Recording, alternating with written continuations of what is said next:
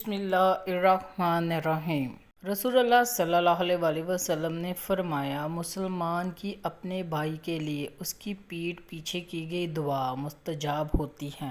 اس کے سر کے قریب ایک فرشتہ مقرر ہوتا ہے۔ وہ جب بھی اپنے بھائی کے لیے دعائے خیر کرتا ہے تو وہ مقرر کیا ہوا فرشتہ اس پر کہتا ہے آمین، اور تمہیں بھی اسی کے مانند عطا ہو۔ رسول اللہ صلی اللہ علیہ وسلم نے فرمایا، جنت میں کچھ ایسے لوگ داخل ہوں گے جن کے دل حسد اور بغض وغیرہ سے پاک ہونے کے لحاظ سے پرندوں کے دلوں کی طرح ہوں گے۔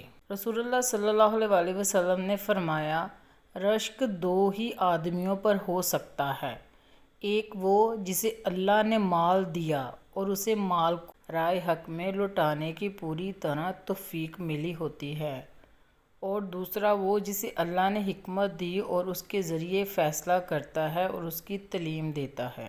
رسول اللہ صلی اللہ علیہ وسلم نے فرمایا، جس کا میں دوست ہوں علی بھی اسی کے دوست ہیں۔